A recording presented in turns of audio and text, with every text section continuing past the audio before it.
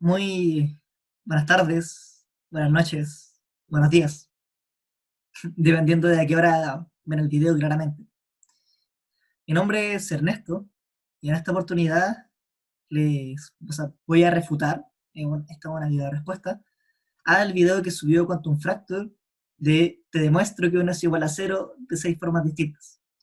En este caso, voy a refutar 5 de los 6 trucos que se hacen en el video. Así que espero les guste. En la primera, nos dicen 5 es igual a 4, juegan un poco con el álgebra, y nos dicen 5 menos 9 medios al cuadrado es igual a 4 menos 9 medios al cuadrado. Sacamos raíz, nos queda 5 menos 9 medios igual a 4 menos 9 medios, y luego 1 igual a 0. Ahora bien, nos preguntan cuál es el problema, dónde está el error. Y el error está justamente en este paso. ¿Por qué? Porque si nosotros tenemos, eh, primero que todo, la raíz de un número, la raíz del número x, siempre va a ser mayor o igual que 0. ¿Ya? Como vamos a ver en la otra respuesta, la definición de la raíz es a través de un supremo de números reales positivos. Entonces, en particular, la raíz siempre va a ser mayor o igual que 0. La definición formal de ello. Entonces, hay una propiedad que nos dice que la raíz de un número de x cuadrado, esto es el valor absoluto de x. ¿Y por qué no podemos decir esto? Porque como les dije, dado que ¿cómo es que se llama? Dado que la raíz es un número, siempre nos da un número positivo, la raíz no siempre va a ser, la raíz de x cuadrado nunca va a ser igual a, o sea, no siempre va a ser igual a x. Por ejemplo, si nosotros tenemos la raíz de menos 2 al cuadrado, esto es lo mismo que la raíz de 4, y que esto es lo mismo que 2. Pero si nosotros ocupáramos esto, eso de acá, tendríamos que la raíz de menos 2 al cuadrado va a ser igual a menos 2, lo cual es eh, contradictorio por la definición de raíz, que siempre es mayor o igual que 0. Entonces, claro, en este caso, al nosotros tener 5 menos 9 medios al cuadrado igual a 4 menos 9 medios al cuadrado, si se fijan, este valor de aquí es 0,5. Y ese valor de acá es menos 0,5. Entonces, el, este valor es menor que 0. Entonces nosotros al sacar la raíz, claro, esto nos va a quedar el valor absoluto de 5 menos 9 medios, igual al valor absoluto de 4 menos 9 medios. Y como este valor de acá es menor o igual que 0, nos va a quedar 5 menos 9 medios igual a 9 medios menos 4. Y si nosotros desarrollamos esto, no vamos a llegar a contradicción, porque sumamos a ambos lados y me quedaría 9 igual a 9 y está todo ok. Entonces, claro, ¿dónde está el error? El error está en que al sacar raíz, nosotros siempre tenemos que tener cuidado con el signo. Entonces, siempre la raíz de x cuadrado es el valor absoluto de x, y no simplemente x. En este segundo truco, de 1 igual a 0, lo que se hace es que nos dicen, claro, a es igual a b, entonces a cuadrado menos b cuadrado es ab menos b cuadrado. Luego, factorizando, se llega a b igual a b, y luego, bueno, con un par de pasos se llega a que 1 es igual a 0. Nos preguntan, ¿dónde está el error? De hecho, el error se encuentra en este paso, cuando nosotros hacemos esta simplificación. ¿Por qué? Veámoslo a más detalle. Si nosotros tenemos a igual a b, entonces claro, cuando tenemos a más b, factor de a menos b, igual a b, factor de a menos b, en teoría lo que uno está haciendo acá es al simplificar, al hacer esto, uno realmente lo que hace es como multiplicar la desigualdad, o sea, la igualdad, perdón, por 1 partido en a menos b, para así simplificarlo. Pero ¿qué es lo que ocurre? Que a es igual a b, entonces a menos b es igual a 0, y estaríamos multiplicando por 1 partido 0, lo cual no tiene sentido matemáticamente. Entonces esto no puede ocurrir. La forma correcta de desarrollar el ejercicio, para no caer en estas ambigüedades, es factorizar de nuevo. Entonces vamos a tener a más b, factor de a menos b, menos b, factor de a menos b, es igual a 0. Y luego, aquí tenemos factor común a menos b. Entonces, nos queda a más b menos b, factor de a menos b, es igual a 0, es decir, a es igual a 0, perdón, es decir, a factor de a menos b es igual a 0, y luego, que ahora sí, por definición, o sea, se puede demostrar, ¿cierto?, que a menos b es igual a 0, o sea, que una multiplicación de dos números es igual a 0, si solamente si alguno de ellos es 0, entonces vamos a tener a igual a 0, o a menos b es igual a 0. Y en particular, si es que asumimos a distinto de 0, vamos a llegar a que a es igual a b.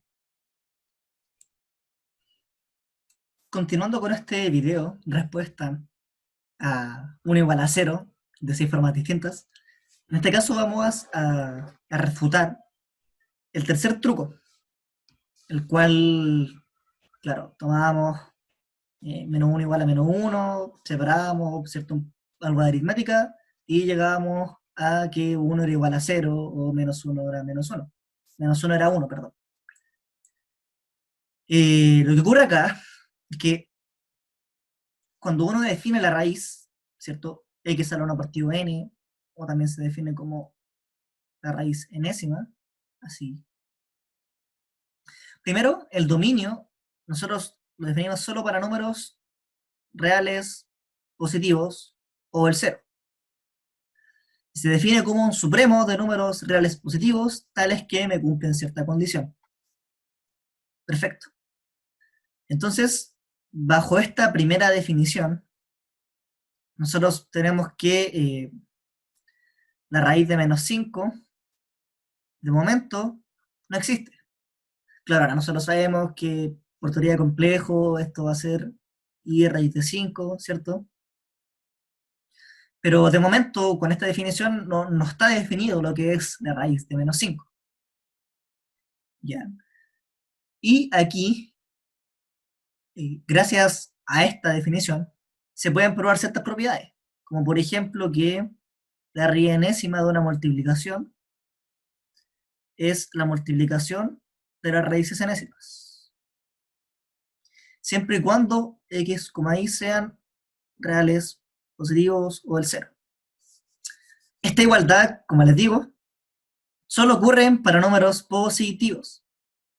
¿Y qué es lo que ocurre? Si nosotros intentamos extender esto a números negativos, podríamos llegar a contradicciones, como la que se mostró en el video o la que les mostraré enseguida. Y es que, claro, nosotros sabemos que 1 es lo mismo que la raíz de 1, y 1 es lo mismo que menos 1 por menos 1. Entonces la raíz de 1 va a ser lo mismo que la raíz de menos 1 por menos 1. Y a priori, ¿cierto?, por esta propiedad vamos a decir ya lo mismo que la raíz de menos 1 por la raíz de menos 1. Y eso de aquí va a ser i por i, que eso es i cuadrado, y que eso es menos 1. Entonces aquí llegamos a una contradicción. Por lo que vemos entonces, la propiedad, nuestra definición de números reales positivos, y como un supremo, tenemos que nuestra propiedad de separar la multiplicación ocurre solamente cuando los números son positivos. Ahora, que en el ejemplo en particular del video, el paso clave donde ocurrió el error fue el siguiente. Cuando nosotros teníamos una raíz de dos objetos, o sea, de dos números, y separamos esa raíz. Este paso de aquí es incorrecto, porque aquí tenemos números negativos. Entonces, esa propiedad ya no corre. En este cuarto truco de 1 es igual a 0, nos dicen, ya, x cuadrado es igual a x más x más x más x más x, x veces. Y por tanto, la derivada de x cuadrado va a ser lo mismo que la derivada de x más x más x, x veces, y aquí me deriva 2x, y aquí cada uno me deriva 1, x veces, me queda 2x igual a x, y después 1 igual a 0. Ahora bien, nos preguntan dónde está el error. Este error es un poco sutil, y es en el hecho de hacer esta separación, acá. ¿Por qué? Porque si nosotros estamos ya con los números reales, ya pierde un poco el sentido el de decir, el enumerar x veces algo. Por ejemplo, ¿cómo puedo escribir pi veces x con esta notación? Puedo escribir pi más, perdón, puedo escribir x más, y aquí le pongo pi veces. No, ya no puedo, porque ya no tengo cosas discretas. No puedo decir raíz de 2 veces x sumando raíz de 2, o sea, sumando así, x más x, raíz de 2. Esto ya pierde el sentido de lo que es la suma con números naturales. Ahora bien, si es que nosotros tuviéramos como una función, si este objeto, ¿cierto? Esto lo tenemos solo para números naturales, tendríamos una función discreta, que me toma un punto, me toma un punto así, y no continua. Es decir, tendríamos separaciones. Y en este caso, ya la derivada con la definición usual de la recta tangente, chuta, ya pierde el sentido porque podríamos trazar infinitas y ya perdemos todo el sentido de lo que es la derivada usual. Entonces, al escribir esto x veces algo como una suma parcial, está mal, porque no pierde el sentido cuando estamos en los números reales. Y si estuviéramos solo en los naturales, tampoco al momento de derivar no podríamos, porque la derivada usual, ¿cierto? No, no podemos tomar en números naturales por lo que dije. No se puede definir porque podemos tomar infinitas rectas tangentes. Ahora bien, la manera en la cual se podría ver esto es verlo como x veces x. Ahí sí lo solucionamos.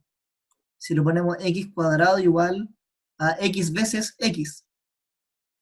Y en ese caso nosotros al derivar, nos va a quedar igual la derivada de x cuadrado, chuta, la derivada de x cuadrado igual a la derivada de x por x, y aquí nos queda 2x, y al otro lado nos queda, y aplicamos regla del producto, nos queda x más x, y esto es 2x. Entonces aquí ya no hay error. Entonces, claro, recapitulando, el error cae como en lo conceptual, cuando nosotros decimos x veces algo, porque los números reales ya pierden el sentido al sumar cosas de forma discreta, ¿ya? Y en caso de que nosotros queramos traducir esto como a multiplicación, ¿cierto? Decir x veces algo como una multiplicación, ahí ya tenemos como dos funciones que ambas dependen de x, entonces tenemos que aplicar el regla del producto y no llegamos a ninguna contradicción.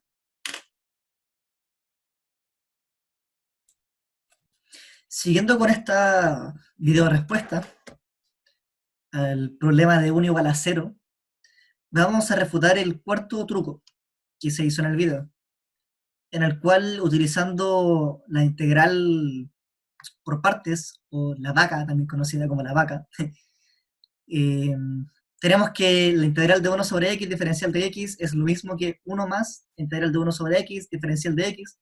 Entonces lo que se hacía en el video era, ya, simplificamos, y nos queda que 0 es igual a 1. Nos preguntaban, ¿dónde está el problema? ¿Dónde está el problema del ejercicio? ¿Dónde está el problema del planteamiento? La respuesta es que hasta antes de tachar, esta igualdad es válida, pero hay que hacernos la pregunta, ¿dónde es válida? Es decir, aquí, esa igualdad acá, ¿estamos igualando números? ¿Estamos igualando funciones, matrices, letras? La respuesta es que en este caso, nosotros estamos igualando conjuntos. ¿Y por qué conjuntos? Voy a dar un ejemplo. Cuando nosotros nos enseñaron, nos demostraron que la integral de x diferencial de x era lo mismo que x cuadrado medios más c con c una constante real. Pero esto no es un número, tampoco es una función. Este es el conjunto de funciones de esta forma. Es decir, nuestra antiderivada nos entrega un conjunto. Ahora, nos cabe hacer la pregunta. Entonces, en este caso, ¿qué estamos diciendo al decir que la integral o la antiderivada de 1 sobre x es lo mismo que 1 más la integral de 1 sobre x? Estamos diciendo que si yo saco el conjunto de antiderivadas de 1 sobre x, que lo voy a poner como el conjunto de las funciones f, tales que f' es igual a f, me están diciendo que este conjunto es lo mismo a que si yo le sumara 1 a cada función. Es decir, f más 1, tal que f' es igual a f. Y esto es válido. Esta igualdad se cumple. Porque a priori, nosotros, por ejemplo, si tomamos una antiderivada, de 1 sobre x,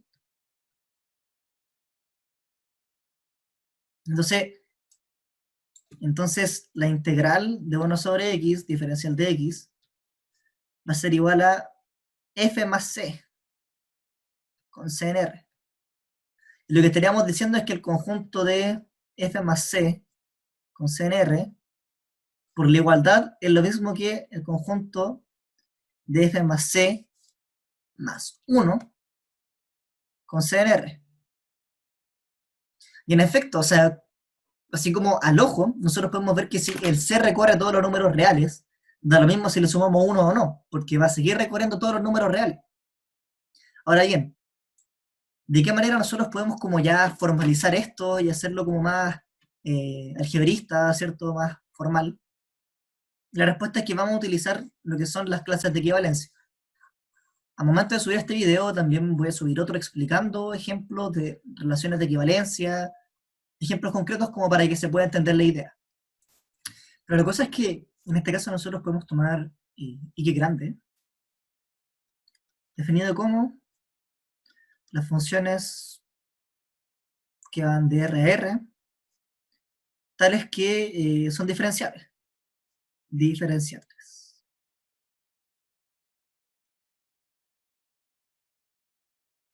Ya, podemos definir la relación R como que dos funciones, f y g, van a estar relacionadas entre sí, si solamente si sus derivadas son iguales. ¿Ya? Uno puede verificar que esta es efectivamente una relación de equivalencia. Cumple reflexividad, transitividad y simetría. Pero no lo voy a hacer en este video para que no quede algo tan formal. Ahora bien, si se fijan, si toma una clase de f y un conjunto, y a priori, si yo hago esto, no, estoy como escribiendo una suma entre dos conjuntos, lo cual como que no tiene mucho sentido, o sea, ¿cómo sumo un conjunto con otro? Pero la cosa es que uno puede definir esto como la clase de, o sea, es decir, la clase de f más menos la clase de g, como la clase de f más g. Y también se puede probar que esto está bien definido. Es decir, que no depende del candidato, etcétera, etcétera. Más o menos. Y aquí la cosa está todo bien. ¿Ya? Bien. Entonces, del video, en su momento les voy a mencionar, así como lo voy a hacer aquí en un apartado, aquí, que dos clases de equivalencia son iguales si solamente sí están relacionados los elementos entre sí, es decir, A está relacionado con B. Perfecto. Ya, entonces, ahora para dar nuestra definición de antiderivada, podemos, aquí, podemos tomar una función diferenciable tal que su derivada es 1 sobre x. ¿Ya? Y nosotros sabemos que existe tal función porque a posteriori sabemos que el logaritmo natural de x me cumple, que la derivada del logaritmo natural de x es 1 sobre x. Entonces, esta tal función que nosotros estamos tomando existe. De verdad existe, no estamos como, entre comillas, chamullando. Ya. Entonces, si nosotros tomamos una función en mi conjunto tal que me deriva x, vamos a poder verificar que la integral de 1 sobre x, diferencial de x, va a ser la clase de f. ¿Por qué? Porque la antiderivada es el conjunto de todas las funciones que derivadas me dan 1 sobre x. Si se fijan, la clase de f son el conjunto de todas las funciones que derivan lo mismo que f. Y f deriva lo mismo que 1 sobre x. Y por tanto, esta antiderivada es lo mismo que la clase de f. Ya. Entonces nosotros al decir esto, diferencial de x igual a 1 más literal de 1 sobre x, diferencial de x, este 1 de acá es un 1 en clase. Este 1, para que tenga sentido la igualdad, porque esto es un conjunto, ¿cierto? Tiene que tener sentido, o sea, para que tenga sentido esto tiene que ser una clase también, para que se pueda sumar, etc. Entonces, por lo que dijimos, la antiderivada de 1 sobre x va a ser la clase de f, y estamos diciendo que la clase de f es lo mismo que la clase de 1 más la clase de f. Entonces podemos restar, y nos queda que la clase de f menos la clase de f, es lo mismo que la clase de 1, y finalmente, por lo que las propiedades que les dije, nos queda que la clase de f menos f es igual a la clase de 1, y por tanto la clase del 0 es igual a la clase del 1. Y esto es cierto. ¿Por qué? Porque por la propiedad que mencioné, dijimos que dos clases, acá dos clases van a ser iguales si solo si los elementos están relacionados. Y en este caso, el 0 está relacionado con el 1. ¿Por qué? Porque la derivada del 0 es 0, la derivada del 1 también es 0. Y por tanto esa igualdad se sigue manteniendo. Sigue siendo real. Lo voy a anotar acá. Pues la derivada del 0 es lo mismo que la derivada del 1 y es 0. Entonces podemos concluir, como por el detalle que nosotros, o sea, por la explicación que les hice, que en un principio cuando en el video se simplificó, esto es otra manera de verlo, al simplificar nos iba a quedar que 0 era igual a 1, pero esta igualdad no es una igualdad en números, es una igualdad en clases, es decir, es una igualdad en conjuntos de funciones. Entonces, claro, en ciertos lugares sí ocurre que 0 es igual a 1, pero esto no es una igualdad numérica, no es la igualdad, como les dije, numérica, sino es una igualdad en conjuntos.